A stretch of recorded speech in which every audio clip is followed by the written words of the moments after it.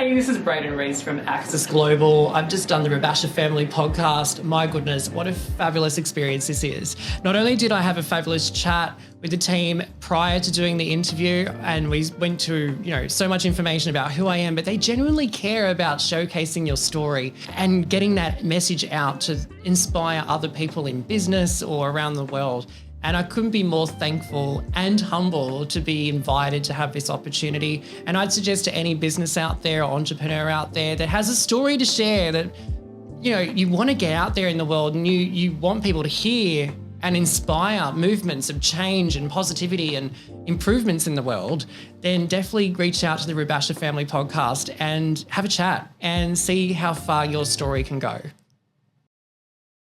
Welcome back to the Rubasha Family Podcast. Now we have a very, very special guest in the building. We have Braden Rhys, the founder and CEO of Access Global, helping businesses go worldwide, and what I love about what you do is you have an authentic flow about you and you're allowing businesses to reach their full potential by giving them that exposure and having strategy. So this is a founder series and I want to get a little bit into your story, but also how you're also solving problems in the marketplace and business advice. You someone who not only do you look so good and drippy, you know what I'm saying? We're both really drippy in the building, but you have a lot of rocking it. We are, huh? But you got a good business sense behind that, and I'd love to even get your advice. So welcome to the show.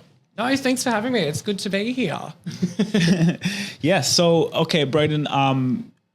As we are doing a founder series, tell us about your story. Like, who are you, and how did you get to where you are? Yeah, I guess a long story short, really. I'm looking at you over there. Where do you want me to make eye contact? Just like a normal conversation. Yeah, sure. So I guess for me, long story short, I was that kid that was very weird in school. So I was that arty-farty kid and everyone's into sport and I was into drama.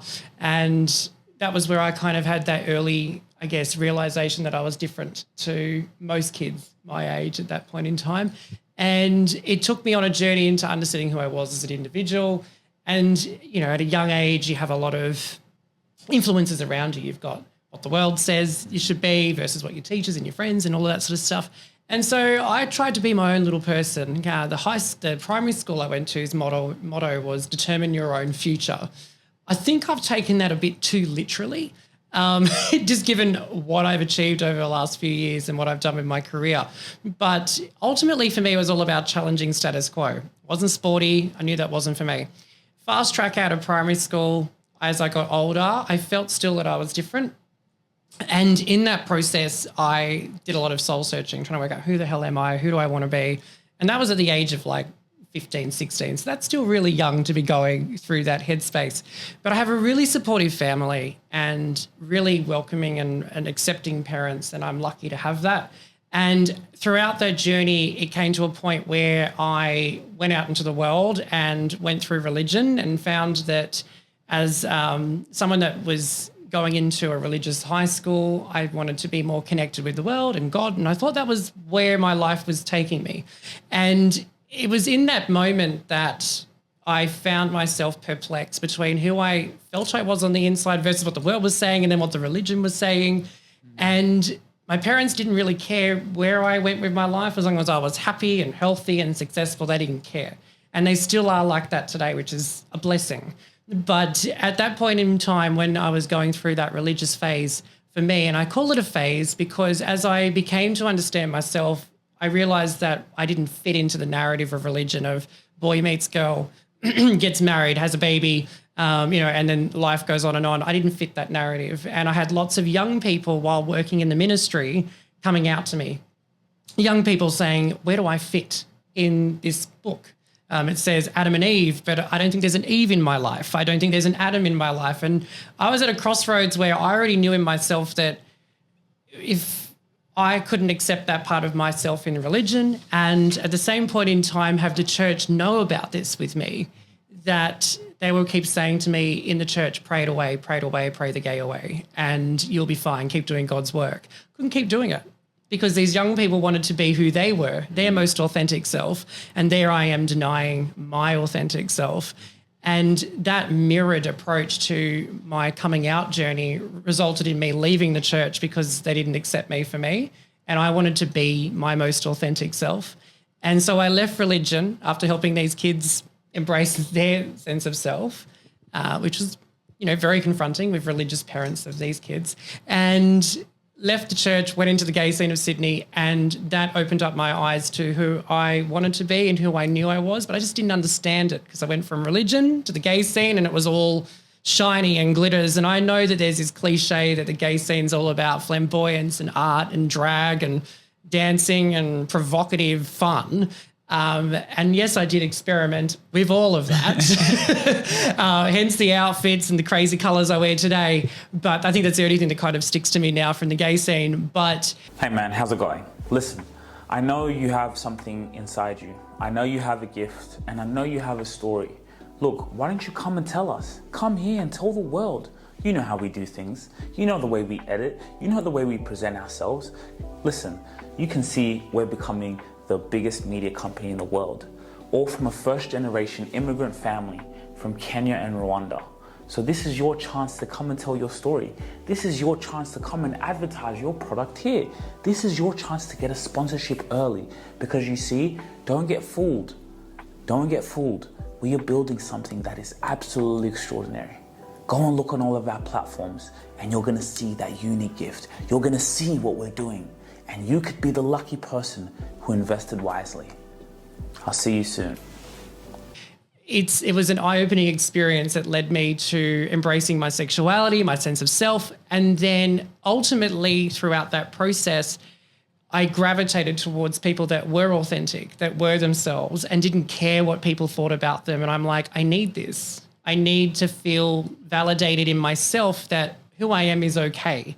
And whatever these outside opinions are, they're not okay. And I don't need to embrace that and accept that and let that in. And the most authentic people I met were in the adult industry, and they were sex workers, and they were confident and they were vivacious and they were feisty, but in a way where it was all about their most authentic self. And I'm like, this is what I need. I've gone from religion, which said I couldn't be me, and then I found these people that were who they are is who they are, and that's it. You don't like it? Not for you. You don't need to accept people into your life that don't accept you for you. So I gravitated towards them. That took me into a lesson of understanding my sexuality in a very different way, where I became a sex worker. I experimented. I met a lot of different people of different backgrounds and cultures, and I became very more in tune with who I was as an individual and my sexuality and what that meant to me as a young, gay, proud, creative, vivacious, feisty, business marketing nerd like I am today. But it's interesting that my life started in religion and then very quickly moved from that into a world I never thought that I would enter, with a bunch of people that were living their most authentic selves, knew who they were, turned on a character for their clients, but outside that they knew who they were. And that's what sparked my interest in that arena. And the people I met through that were all struggling with businesses, were struggling with marketing, were struggling with PR. And I was studying all this at uni. And I thought, why is nobody helping these people? Like, it's just a business with a problem that needs to be solved. So you saw the need in the market where, what was the complaint that people were saying about their business? Because these people you were meeting were business owners as well, right? So what was their complaint? Anyone's a business owner or an entrepreneur. It doesn't matter what industry you're in or sexuality you are or whatever. As a marketer, I'd always had reigned true in myself when I help people with their business, that I don't care who you are, where you're from, what you're doing, as long as you're not hurting anybody or causing any problems, you've got a business that's actually contributing to the world, what problem is it that I need to solve? And these businesses were approaching me because they had approached other agencies or other people in marketing and advertising who said, we can't help you. We won't work with you because if we work with you, you're a conflict to our other clients, our bread and butter clients. And I'm thinking, but these people need your help. Like, if you're in a position where you can help these people be successful in their business and have a career that's sustainable, that they're happy and they're thriving, do it, fix it. Make a positive difference in these people's lives. That's your job as a marketer or a publicist. Ring it around, I worked out that all these businesses were saying this to them. And I thought initially when businesses said to me, I'm getting told no, I thought it was just a cop-out statement. But after ringing around and pretending to be a business, looking for marketing help and saying, oh, I've got a dating app, or I own a nightclub, or I own a sex shop, I very quickly heard all of the insecurities being projected from these other companies on an industry they didn't understand and one they did not care to understand. And that shocked me because I just see things as a problem that I can solve. I don't care what industry people are in. I just want to fix it. Yeah. For me, like my thing is like, it doesn't make sense or even for your other clients, that's none of their business. If there's a problem and let's say it's a gay business, that has nothing to do with your other clients. And if your other clients don't have a problem with it, then that's their problem, right? Like this person has a problem, this has a solution. Okay, they want to market their business. And at the end of the day, it's everyone is entitled to who they want to work with, right? Like I think we do live in a world where you attract your own tribe.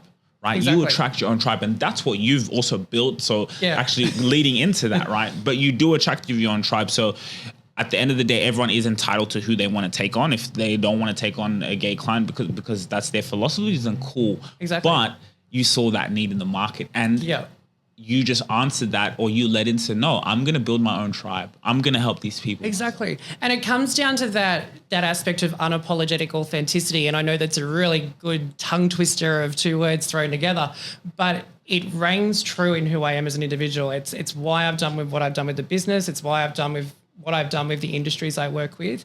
It's ultimately come down to these people knew who they were. They just wanted to be seen and heard for who they were. And if you didn't love it, walk away.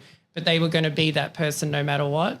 And that's what I've helped businesses do. So it's about what did I do for myself? Rather than deny who I was, I've embraced who I am and I've used who I am and channeled that into what I can do for other people. And that's where I guess the business and the marketing and the PR services have come from. And that's why the tribe, you say, has gravitated towards me. Clients don't want somebody, someone looking for marketing. They don't want somebody to tell them what they want to hear.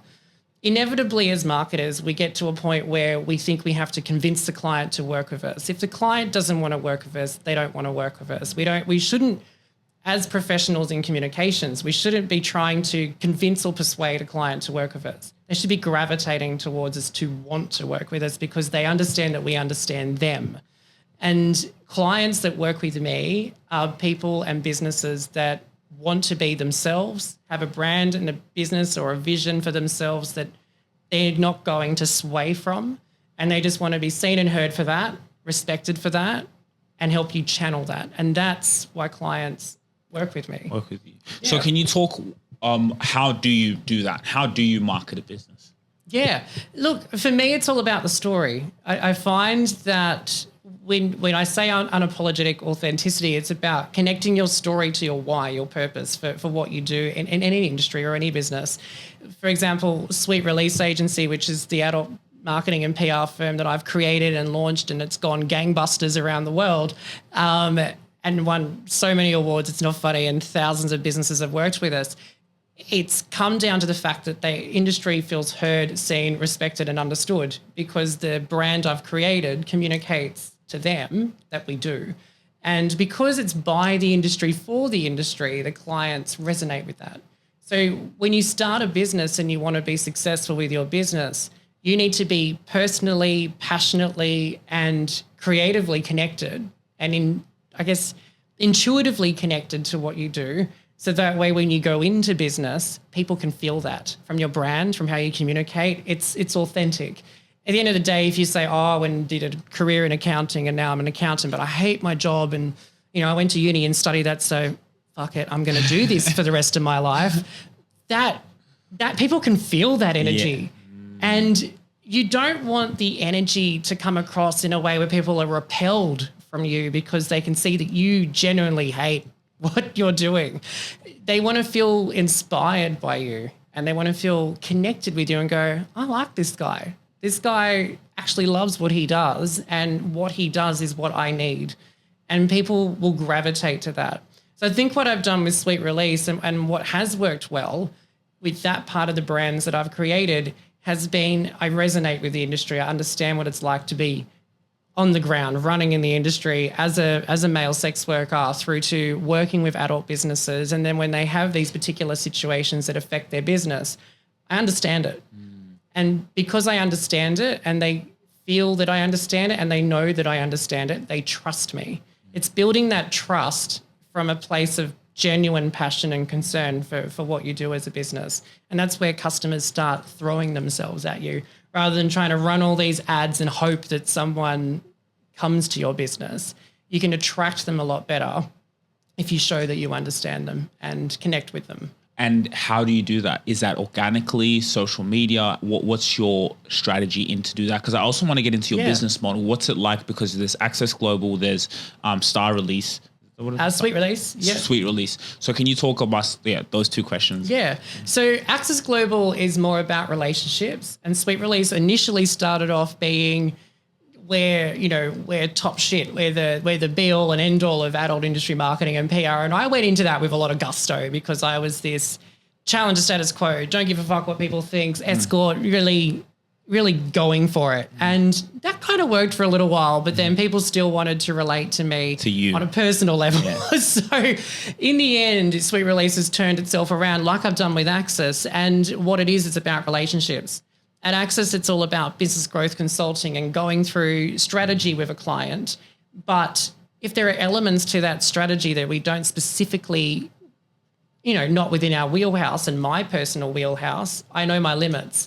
And so we connect with other entrepreneurs and other businesses and other service providers that are specialists in those areas that our clients can work with. So our clients trust us because we're honest about, what our skill sets are, what our limitations are. And because we've built these relationships and networked with professionals around the world in different areas, we can coach and guide them and then, pass them to the next professional to solve those problems for them. Okay. So sorry, because this is interesting. Okay. So Access Global, right? Yeah. You're the founder. Correct. So you act as a consultant.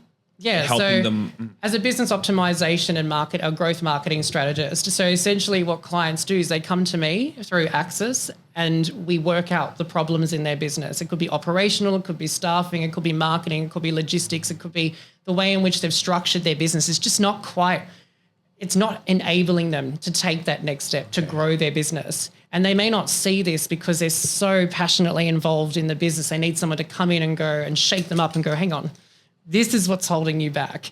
And we then piece that together and go, okay, these are all the elements of your business that are holding you back. If we fix these problems from a strategy perspective or a business optimization and refinement perspective, you can then invest your hard-earned money or what you've done with your business into the other areas.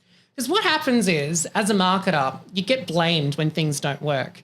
And it's generally what I've noticed with 5,000 businesses I've worked with around the world, it's not the marketing that's failed.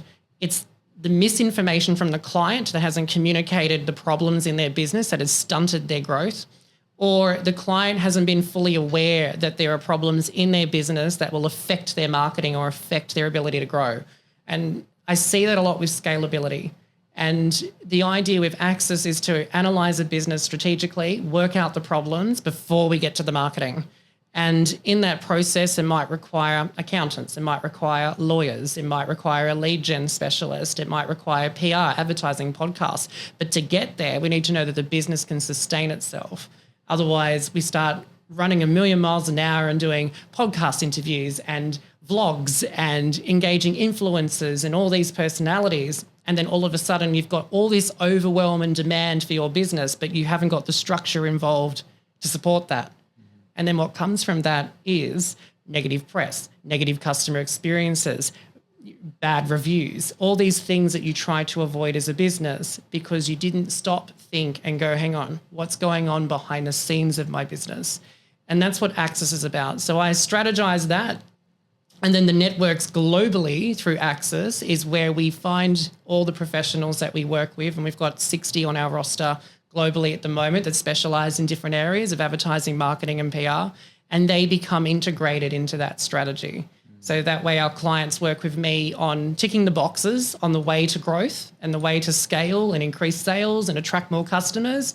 And then the specialists we work with around the world may work on different areas because they're professionals in those fields. Yeah. So you can go to, and is it just when you refer them to the specialist, is it just in marketing or everything? Everything. Like everything, accounting? So we've got accountants, lawyers that we work with, web designers, digital advertisers, TV advertising, media buyers. It's everything that the business needs to scale and grow, even people that specialize in capital funding. So people that do, invest into businesses and help them scale. So we strategize the business's growth plan, and then part of that might be marketing or advertising or accounting or legal.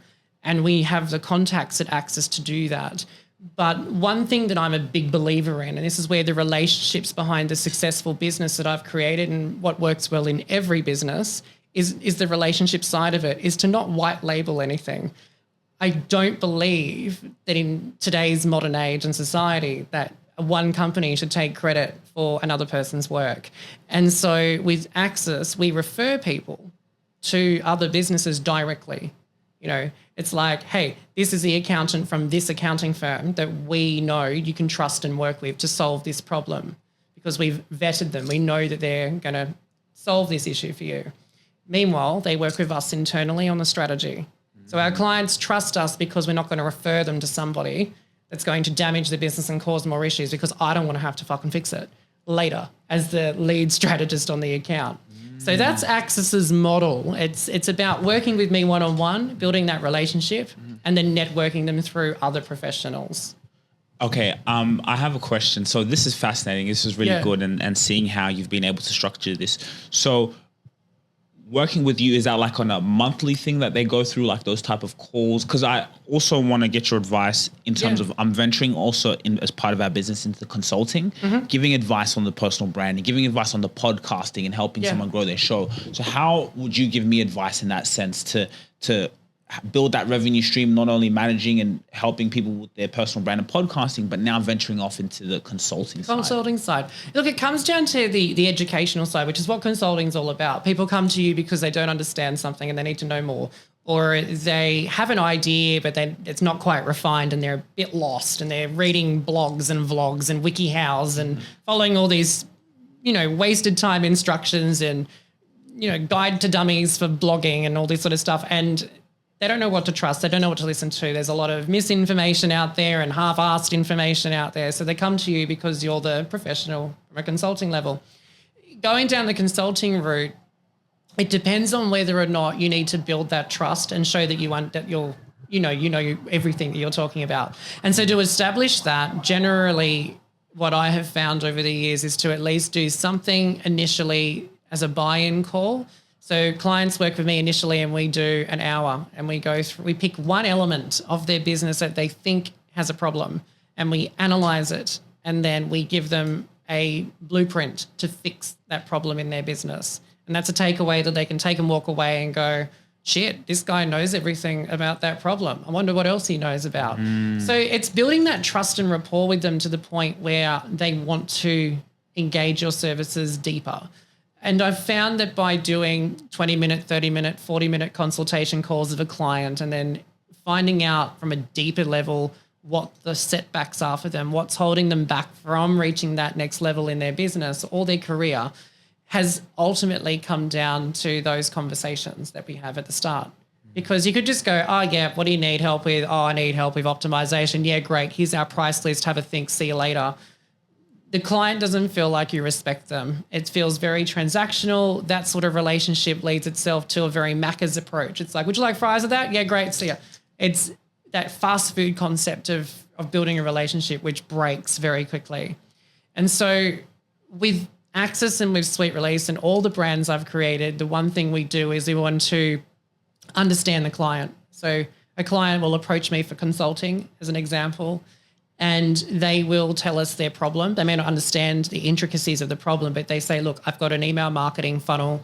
I'm trying to increase my business, but when I do my email marketing, it's not working. And then I'm like, okay, great. Well, give me access to your emails, your email marketing system. I will take the next hour to have a look at it all and see what the problems are, and then come back to you with some advice. I'm not going to charge you for it.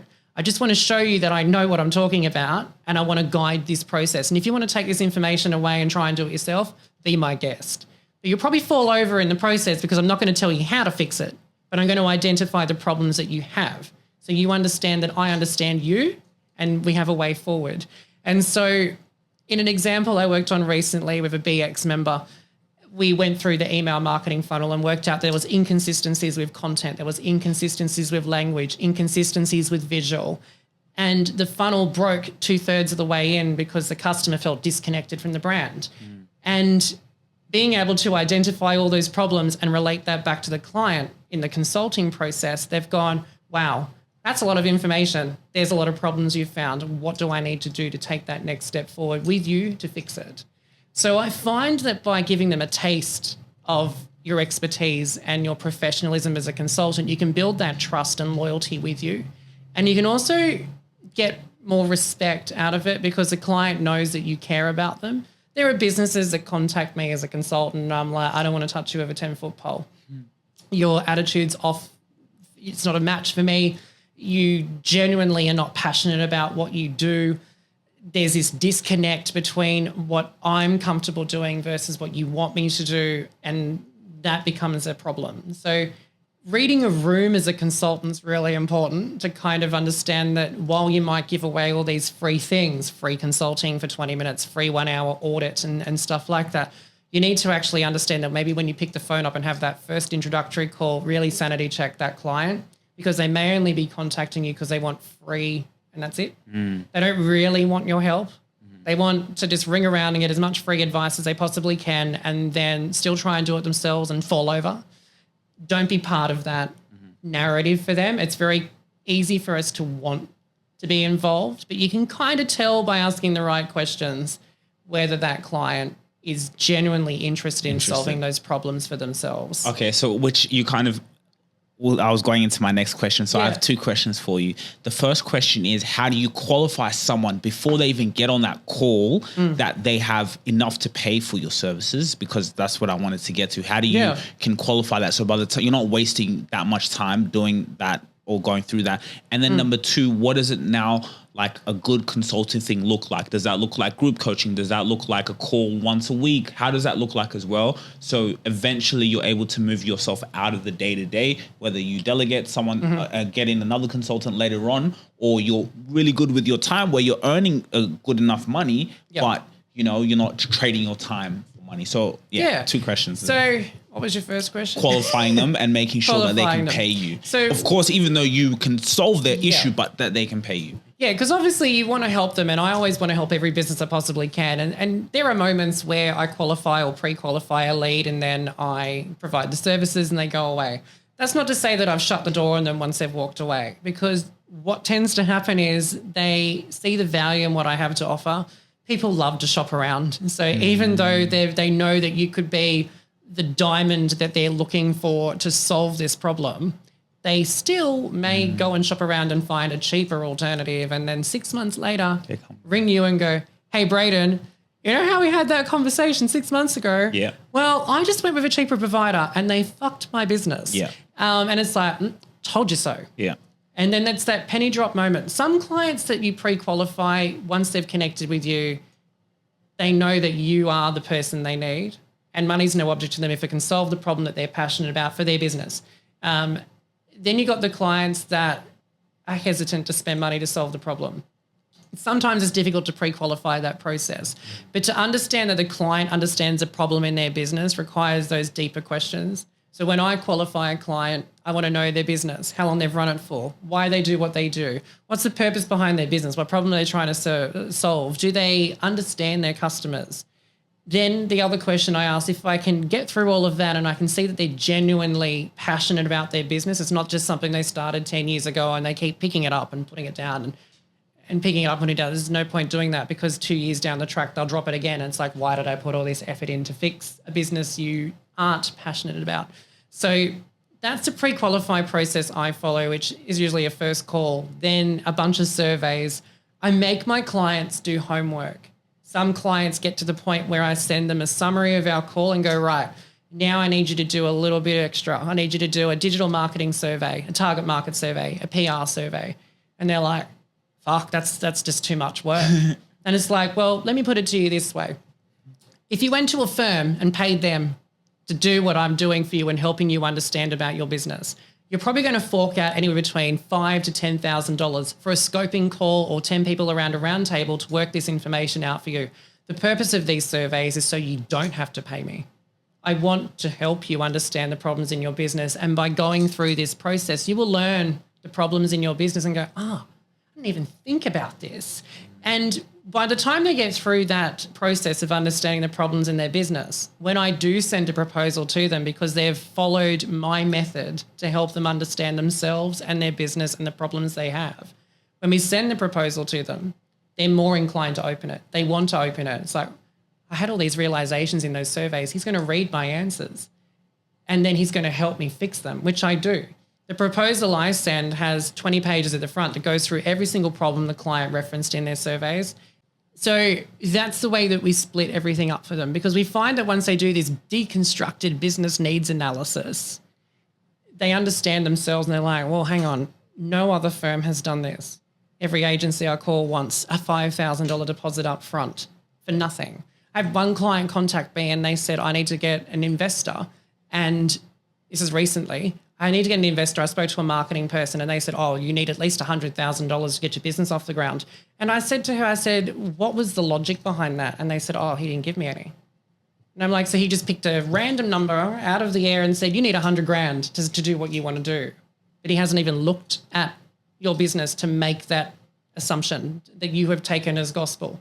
And now I've gone through her stuff. I said, look, show me what you've got, what your business is and what you're trying to do. And I worked out she only needed $25,000 to get the business off the ground, which she's comfortable to do, involving ads and PR and strategy. But she got told she needed $100,000 and she was trying to do this, but realizing banks probably not going to give her a loan for that amount of money. And so it's giving that free advice and guidance is what a business tends to need. And yeah, they might fuck off and come back 6 months later, but they trust you. They understand to come back if they can't afford you. And the pricing model, getting to how I charge things, is that clients that are in the startup phase, I understand upfront costs are always frightening. It's like, oh, okay, I know I need this for my business, but I'm not going to really have the budget to throw $5,000, $10,000 at you. So we break it into smaller parts. One thing I love doing with any business is working out where you want to go, how to get you there, and do we break this into phases? Do we go phase 1, 2, 3, 4? Do we break this into smaller parts so you can scale for growth rather than just go, hey, this is what you said, this is where you want to go. Let's just start at the finish line now and you need to spend all of this money today. No, because to get scalability in your business, you need to take the stepping stones to learn and grow so you can grow with your business or have your business outgrow you. So what I do from a pricing model as a consultant is work out an hourly rate and go, okay, well, we want to do strategy first. We don't necessarily want to do the strategy, the EDM campaigns and work out the funnel. We just want to do some research into who our customers are. That might be 20, 30 hours. Okay, great. This is the hourly rate. This is how many hours it is. Let's do phase 1. Get that off the ground first. So you could do that like in terms of when you say, let's say 20, 30 hours, whatever, you can do, okay, a monthly, is it like, can you charge them like a billing cycle monthly? Yeah, absolutely. Okay. We put together a plan of attack that ticks off everything that the business needs to grow and scale. And then the client will sign into this agreement where they don't have to pay up front today, but they go onto a payment plan. And the payment plan's adjusted based on their budget and what they can afford at the time. So if they know that in the next 2 years they can pay off this growth strategy, but in the process of doing that, we work on pieces as we go. They pay for that piece, we do the work. Or we do the work and they pay for the piece. They're already in an agreement that they're going to pay for the work we're doing, but they're not in a locked-in commitment where if they walk away or they choose to go in a different direction, they've got to keep paying for it. So we work out the plan and then we break it into smaller parts. And the client's never obligated with me to continue all the way through. They get to a point where they do the email, they do the strategy, they do the SEO or the ads and it's working and they don't need to do the rest because they've got to a point where they've made so much money more than what they thought. And then they're like, you know what? I'm going to sell this business to somebody else. Let them. Because if that's what their growth journey is, let them do what they want to do. And I've seen in so many agencies I've worked with in the past, big ones, small ones, when I first started in marketing that would try and I guess manipulate a client into a contract where they were stuck. And I've seen businesses that if they got out at the right point in time, maybe 3 months, 4 months in, if that was the journey on a 12-month fixed term thing in another agency, their business would never have crashed. And I've seen agencies, sadly, in the past, destroy businesses that had so much potential if they didn't enter a locked agreement. So I find with small businesses and scaling, having an unfixed agreement that's hourly based, that you know what you charge per hour for your expertise, and giving that guidance to a client at the start and building that relationship and that rapport and that understanding that you care about their business, you can grow with the client. And they're less inclined to freak out about the bill. Yeah. But how, okay, so how do you now split up your time, right? Like how do you, what does that look like? Do you do group coaching? Because as you're scaling, you know, how does that look like? Yeah. So I choose to take on a certain amount of clients personally. So there's only so many hours in a day, right? And how many days in a week? And sometimes it gets to the point where I only want to do a 4-day week. And that's literally what I do now. There's 7 days in a week. I only work 4 days a week. But those 4 days aren't an 8-hour day like you would if you worked in another business. When you run your own business and work as a consultant, you might get up at 6 a.m. in the morning and go all the way through till 10 o'clock at night. But they're 4 days. And that's because I've got clients in different countries around the world and different time zones. And Australia, unfortunately, being on the other side of the world, doesn't quite work for Europe and Asia and America. So you got to get up early. But what I do with my clients is that when we do the original strategy and I know I've got capacity to work with new businesses and I've got time in my schedule, knowing that I'm setting aside anywhere between 12 hours a day to sometimes 16 hours a day of work, depending on how big projects are, I do that. It does mean that I get time off through the week. But how I structure my calls is clients have a coaching call one-on-one with me at the start.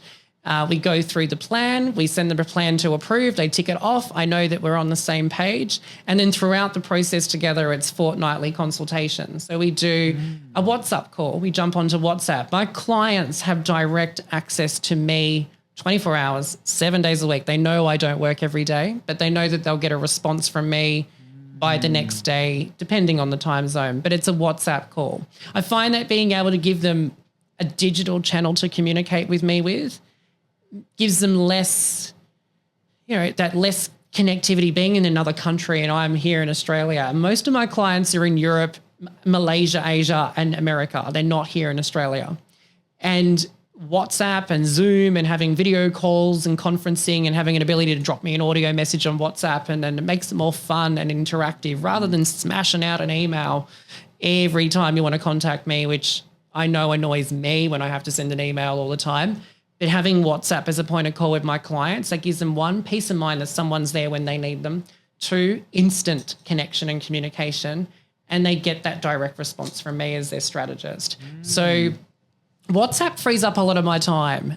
When you're scaling a business, rather than rely on email and booking calls into Calendly, if you know you've got certain hours set aside to work on your client projects, setting time aside each day to go, okay, I've got 16-hour workday today or a 10-hour workday today, I'm going to set aside at least 1 hour to go through all of the messages from my clients on WhatsApp.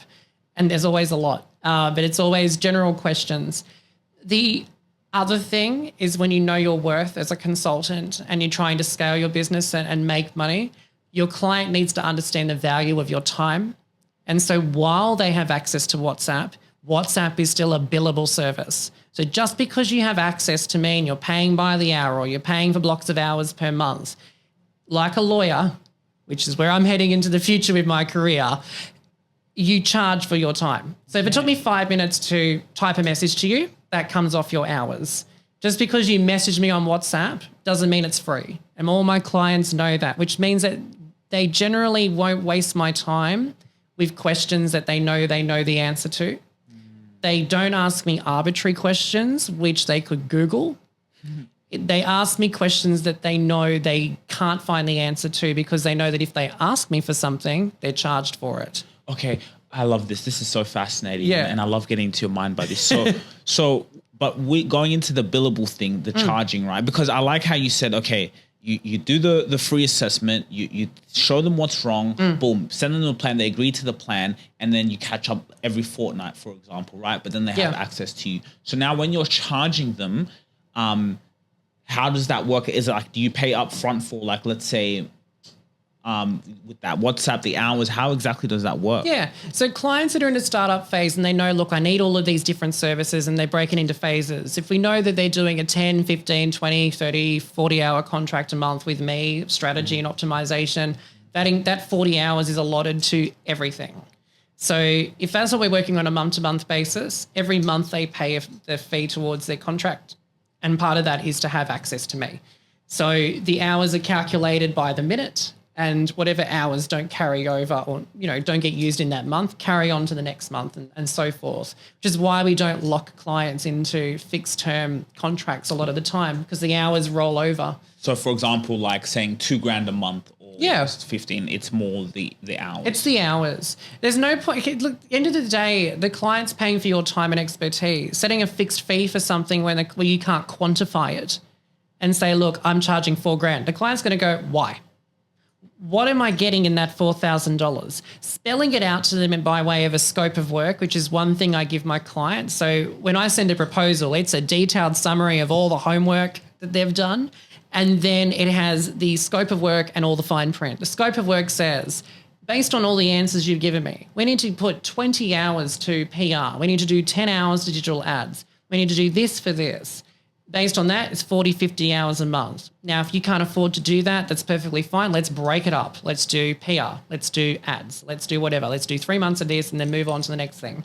So that way the client can still get what they need to grow their business and see the value and return from that, but in a way that makes sense. It's not just, let's just cherry pick a type of marketing, because we've already reviewed everything. We know that if they say, let's just do SEO, and that might be part of the whole puzzle, doing that at the start thinking I'm going to get lots of customers and sales if I do SEO today, it could be, all I know it is, it's completely pointless, because it takes 6 months to get any sort of organic shit going in the search engines if you do it well enough.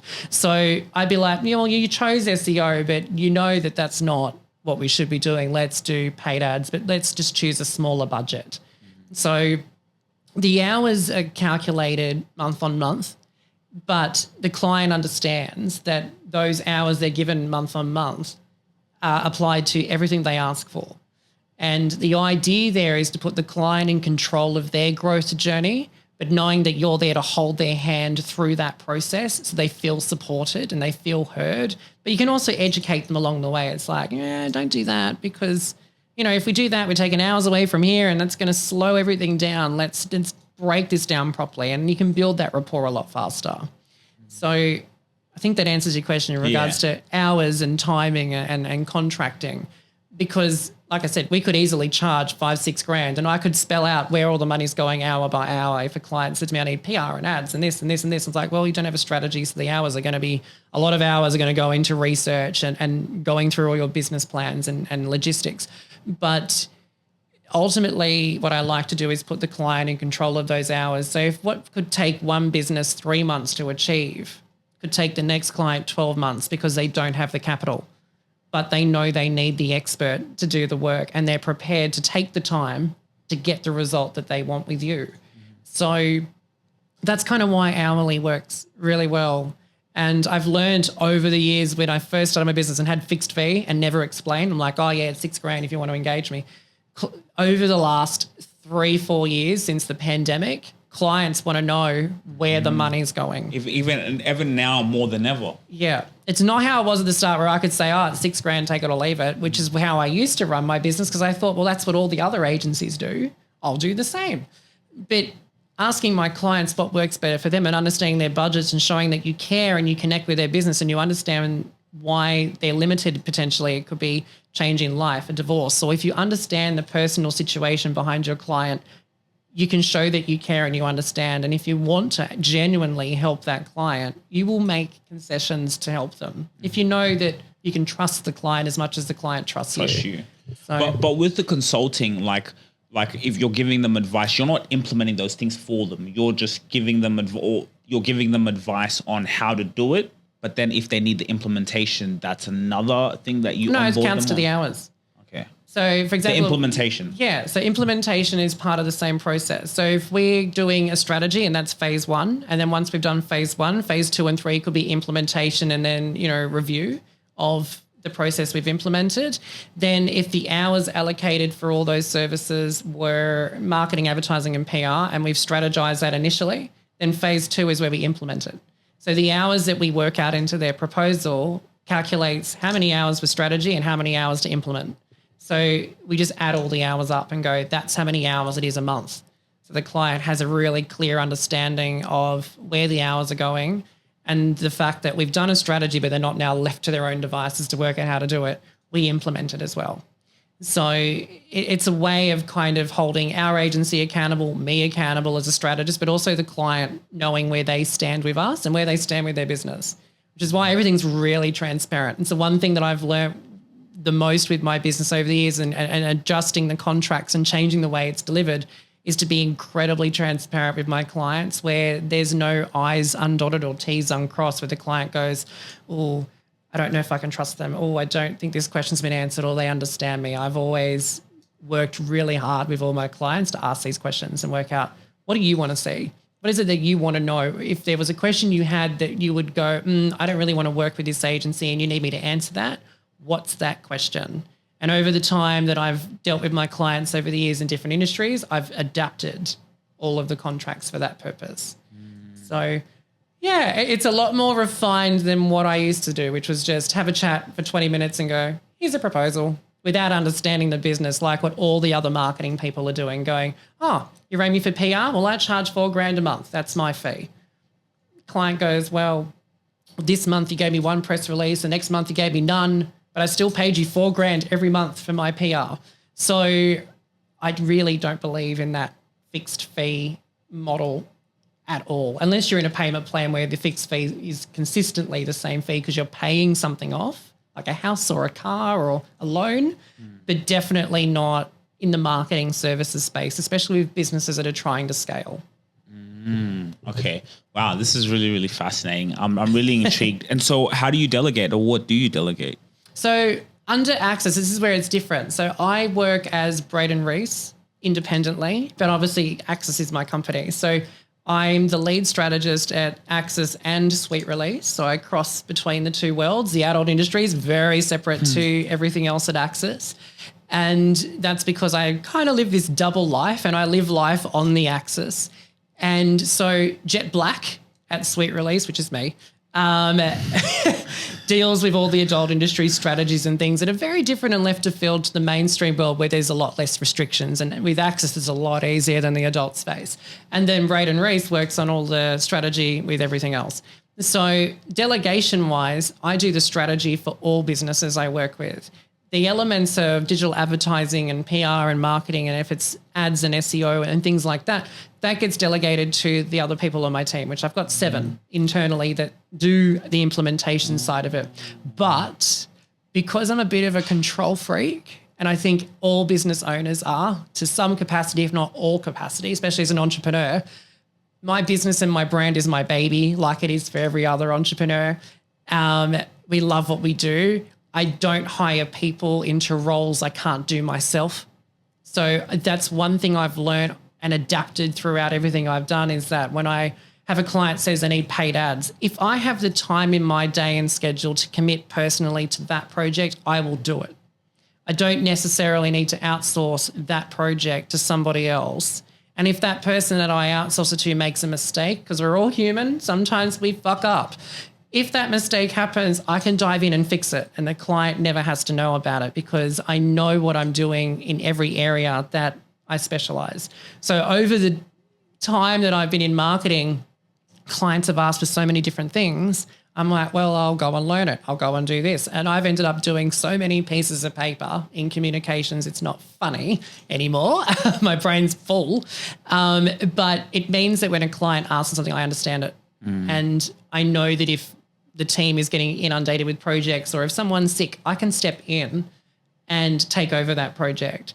So the delegation side of it to me has been about adapting my skill set and using my mental health, which is high functioning autism, to the fullest capacity, which is really unusual. I think for most people with HFA, we all operate in a very fast mindset process, but I always am in that avid learner. I think lifelong learning is something that I've always adapted to and love doing, which is like a glutton for punishment when you've done as many qualifications as I have and now doing law. But it's interesting that with clients, if they have a question, they know that they can ask me because I know what I'm doing. And it gives them the peace of mind that when they work with a strategist who's passionate about their project, that if they do have a question about something, I can answer it. And that gives them way more confidence in me as a marketer, as a publicist, as a business strategist. I'm not just going, oh, your business has a problem, let's just pass it off over there. Because every person I work with through Access, I know can do the job, but they also know that I can too. The only things that I'm not really good at is accounting and legal at the moment until I'm qualified as a solicitor in the next 6 months. But once we're through that, then I can give legal advice as well. So at the moment, I outsource legal wholly because I can't touch it, and accounting because I am a CPA. But I understand marketing statistics and business statistics in general. So I know my limitations. Yeah. And that's kind of where the adaptability comes from as well. The adaptability. Wow. I love it. I'm truly intrigued. And for anyone who wants to get in touch with Braden, the link in the description, you guys will be able to get in touch. What's your vision? Oh, for what? For you as a person, but also for your business. Okay, so of course, where do you see your business going? What's the 5-10 years? What's Braden doing? Look, 5-10 years from now, what's that make me? I'm 33 this year. It scares me when I say the number. Look, if I can stay as young as what I look on the outside and how old I feel on the inside is another story. But I think 5-10 years down the track for me, it's seeing where Access turns into a new company name. So I'm always about evolving and going with the moment and with the movement of the world. And at the moment, there's all this AI generative stuff going out at the moment, and I'm abreast this at the moment and keeping an eye on it. And I'm seeing the way that technology is shaping business. So where I'm heading is definitely 100% as I'm doing now is very much into that business optimization, growth marketing and strategy direction with businesses like I've done over the last 10 to 12 years in every industry. I'm still very passionate about it at an industry that saved my life when I had an identity crisis and that sense of belonging, which was definitely the adult industry. That'll never go away because there's a part of me that is so connected to that because of what it did for me and how it saved me with my identity and understanding who I was. That'll always be there. But 5-10 years, Access will still be marketing and advertising, but definitely more focused on those relationships internationally. So it'll definitely become more of a team and a collaborative effort around the world, which is where it's starting to go now, which is exciting. Very quickly into next year, we will be flicking ourselves into a global law firm. It is coming. It's just, down the track, baby steps to get there. But me will always be a strategist. My vision is still very much to help people and businesses thrive and survive and be their most unapologetic selves and contribute those values of who they are to their business, to be successful, to be sustainable. I'm still very passionate and will always be passionate about helping people that are passionate about what they do succeed. And that's kind of why I've overeducated myself out of employment to a point where I've had to start my own business. And that's why companies and people work with me. So, yeah, the next 5 years will be that growth journey for Access into what most likely will become Spectrum, which, because I am on the Spectrum, so I figured, well, fuck it, that'll do. So Spectrum will become the parent company with law firm built into it. Access will be very much marketing, advertising, comms for business growth. And I'll still be the strategist, 30 years down the track with a Zimmer frame, most likely, and a walking stick or whatever happens as I get older, giving advice and helping businesses grow. But who knows where that'll lead. I would love to go into education and training. I think at the end of everything, once I've gotten to a point where I've achieved what I want to achieve in the legal profession, I would love to go into universities and inspire the next wave of talent to think outside the square, to challenge the status quo, to determine their own future, and to live their life unapologetically with authenticity. I think that's something that I have done and achieved and still pushing at today and inspiring clients to do. But if I can inspire young people to do that as well, who knows where the world will be. It'll be a much better place if people can just be themselves and live their truth without fear. Or at least if they are fearful, learn the ways around that so they can just go for gold and ignore everything around them. So I love that. Inspire and empower. I think that's where we're heading. Yeah, I love it. I love how you're unapologetically yourself. It's very I think it's needed now more than ever. Authenticity is needed now way more than ever. And to see people and founders like yourself, we met at BX Networking and now here we are. Yeah, having a chat. Yeah. A little bit deep dive, but it is interesting. Like if people want to connect with me, they can find me as Braden Rhys. But if you want to deep dive into the adult industry because you don't understand what that world's like, have a read, look up Jet Black and see what that side of my life is like. It's very different. But yeah, I think being able to be creative and be vivacious and be that person that challenges anything in any industry that you do, people love that. People love the person that doesn't follow the crowd. And while it's scary, because it is, to just go, nah, fuck this, I'm not following the rest of the world, I'm going to be my own person, that can be confronting because people fall away because you're not following the crowd. But the best thing you can do is be yourself. And the people that gravitate towards you because you are unique and you do stand out for all the right reasons as you develop in your career or in business or what you do for your brand, the right people that you need to know, that you need to connect with, that you should connect with in life will find you. And that's the one thing that I've learnt the most in my life, going from a youth minister to a gay lost kid to a proudly, openly gay man to a sex worker to a marketer to a publicist to a business owner.